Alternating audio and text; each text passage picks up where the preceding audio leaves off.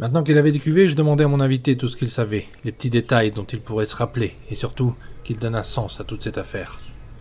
Même si tout s'était passé il y a quelques heures, le temps semblait s'être étendu, et je me souvenais de ma rencontre avec le Breton comme s'étant déroulée il y a bien des années. Non pas sans devoir insister, il me faisait comprendre que tout avait commencé quand il a vu un homme se faire embarquer devant le bar du coin, chez Joey. Nemo avait peur de parler, mais il mentionna le surnom de celui qui commençait à faire parler de lui, le nain.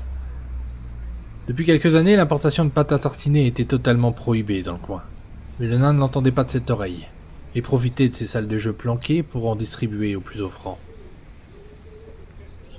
L'implication du Breton dans toute cette histoire n'était pas claire. Qu'avait-il à y gagner? Quand il était question d'argent, il ne semblait pas être l'homme le plus généreux, et c'est pourtant bien d'argent dont j'allais parler avec lui. Il fallait qu'il m'avance les 2000 billets que réclamait l'accès au sous-sol de chez Joey.